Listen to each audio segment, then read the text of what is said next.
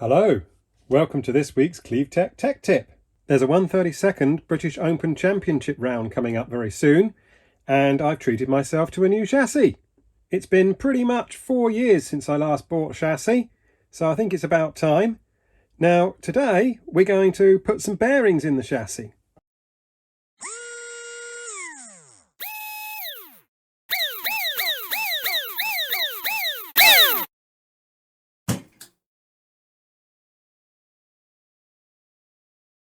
Now, when I purchased this chassis from Dave Harvey of 101 Slot Car Products, I'll put a link in the description, it's obviously come straight from the builder, which in this case is Yaroslav Recek over in the Czech Republic. Fantastic designer and builder of chassis, fantastically very fast racer. But when you get them, they're obviously built to a price, they're built to a time frame, so they do need some extra work doing to them when you buy them. Rather than just slapping the motor in, putting a guide on it, axle bearings in, etc., and away you go, you need to do some work on them. Not much, but a little bit. So I've been filming some tech tip extras before this video of how I've got to this stage, because this is not straight out the packet. Now, I'm saving those tech tip extras for a little announcement that I'll be making in the future. I've actually been building up a few tech tip extras. You might have seen my tech tip extra that I did on tyre preservation. I'll put a link on the screen now and probably a link in the description as well. So have a watch of that. But I've also been filming other tech tip extras. Let's get on with installing these bull races. These are the bearings that I'm going to be using.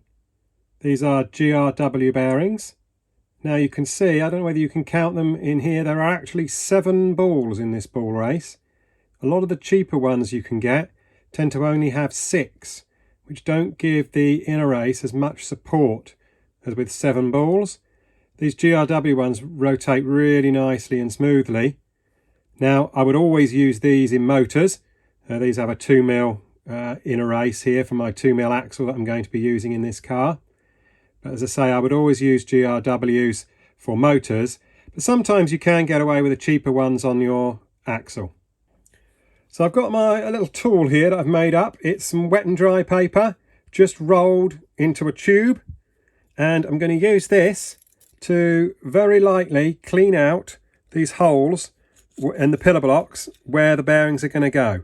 Not a lot, just literally just give it a rub through that hole like that, and I'll bring it closer so you can see what I'm doing.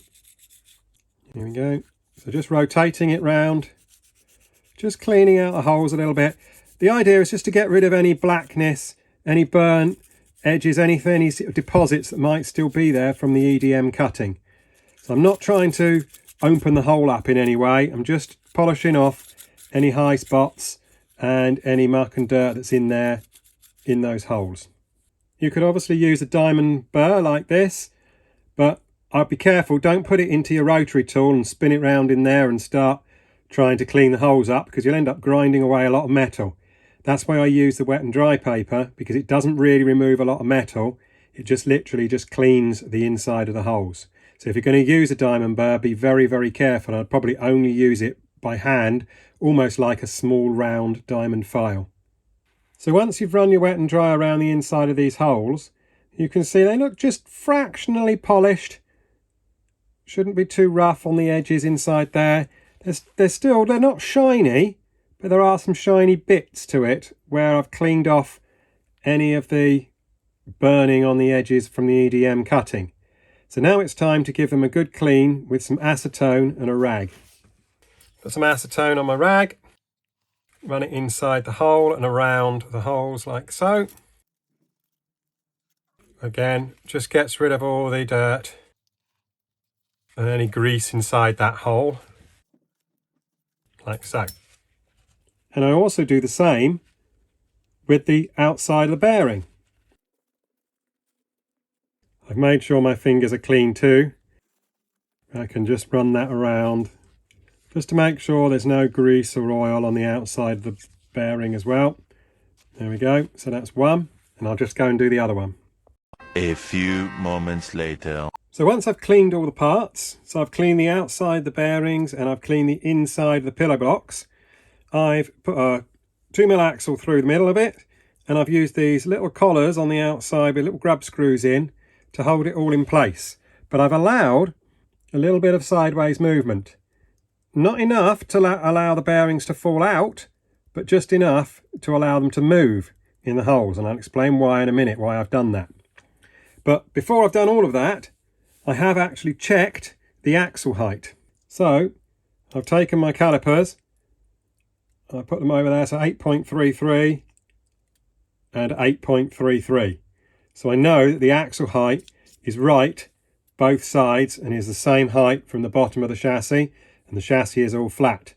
In my tech tip extra, I do go through what you can do if they are not the same height. There's various options. Next up, I'm going to mix some glue. So my glue of choice is this Yoo-Hoo Plus glue. I'll put a link in the description of where you can get it from.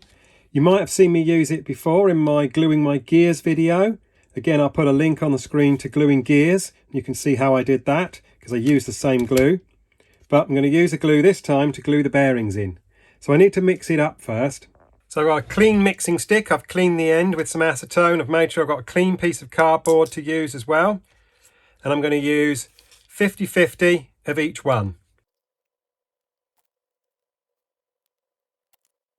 Give it a good mix until it goes all the same colour. 12 seconds later. There we go. Nicely mixed. Now the glue's mixed up, I'm just going to take my soldering iron that I've set to a temperature of around about 190 degrees. So not quite hot enough to melt solder, but hot enough to warm things up. And I'm just going to put my soldering iron gently onto the pillar block of the car. Now while that's warming up, I'm going to explain, why are we gluing the bearings in? Why don't I just solder them in? Well, the thought is that if you solder them in, you heat the bearing up to a temperature that's a fairly high temperature, and it may distort the bearing slightly and it doesn't run quite so true if you're applying heat and it's cooling again and so on, so it can damage the bearing. So the thought is, if you glue them in, you're not applying as much heat as you would do if you were soldering them in. Therefore, they should run more smoothly and last longer.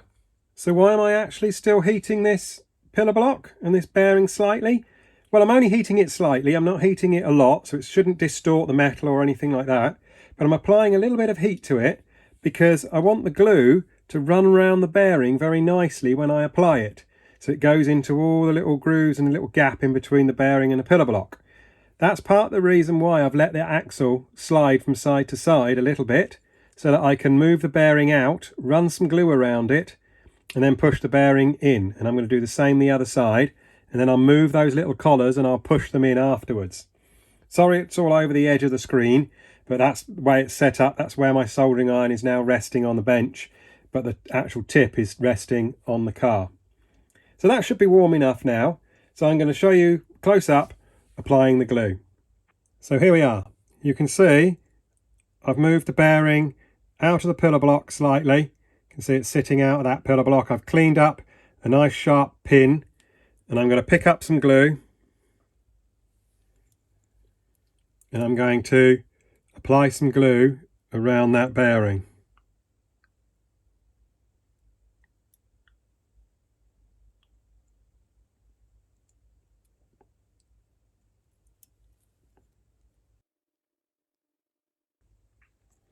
Now, because I'd already got some heat into it, you can see the glue started to heat up a little bit and run in.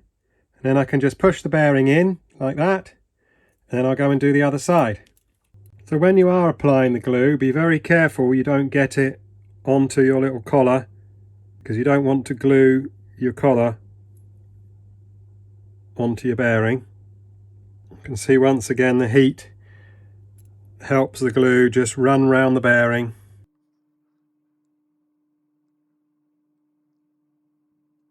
And then when you've done both sides like that, you can just tighten up the collar, push the bearing in. Not too tight, give them a push in, make sure this still spins nicely, just so that they're held in place. Now you might say, well, hang on a minute, what about if the pillar blocks aren't vertical? Well, I've checked them as well. So I'll show you in a tech tip extra how to check if your pillar blocks are vertical. But I know They're the right height and they're vertical, so I know that if I push the bearings into the pillar blocks that they're going to be aligned very nicely. So now that I've run the glue around the bearings and the pillar blocks and I've pushed in my spacers, my little collars, I'm going to sit that on top of the end of the soldering iron. The soldering iron again is set about 190 degrees, so it's not going to be hot enough to melt all the solder, but it is going to be hot enough to warm the glue and help the glue set a little bit quicker. So let's place the chassis on the soldering iron. Now the heat from the soldering iron tip will also rise and help warm the glue around the pillar block. Now I'm going to leave that there for a few minutes. One of the fastest slot racers in the whole of Europe, very well known guy, won many world titles. At this stage he would go outside for a smoke. Now I don't smoke, so I'm going to be back in a minute and then I'm going to heat the other side. If we take a closer look at the timing guide on here for the strength of the glue, you can see at 180 degrees C after 5 minutes, then it gives you a newtons per square centimetre strength. Now that's only a guide. I mean, this soldering iron is resting on that chassis and probably it's not going to get to that temperature, even though the iron is set to about 190. It's probably not going to uniformly heat everything at 180 degrees C because it's obviously in the open air, etc. If I was going to do this in an oven, that's a possibility. I could put it in an oven for 5 minutes and heat it, but it's quite handy just to use your soldering iron on the bench if you're not got an oven handy to use. After you've heated the glue for a little while on both sides now, you can see that they're nice and set in place. You can tell when they start to set because any movement that you might have had between the pillar block and the bearing will stop as the glue gets hard. So they're now in place, so I'll just take my axle out. There you go. You can have a nice look around, check that the glue's run round nicely. No big lumps of it. There is a little bit under here. You can see where it's just run down a little bit there, but it's not going to get in the way as long as this face of the bearing is clear and clean. That's all that matters. There we go. That face is good. You could, I suppose, if you did get a bit of excess glue, you can actually just scrape it off with a knife. You know, if you do get a little bit on the outer face of the bearing, but if that happened, you've probably glued your little collars to the bearing as well. So maybe occasionally it might be worth spinning the back axle to make sure you don't glue the collars onto your bearings. But that's job done. Thank you for watching another CleaveTech tech tip. There's a big C going to appear on the screen just here. If you can click on that, you can subscribe to my channel. If not, check out the other videos that are about to appear over here.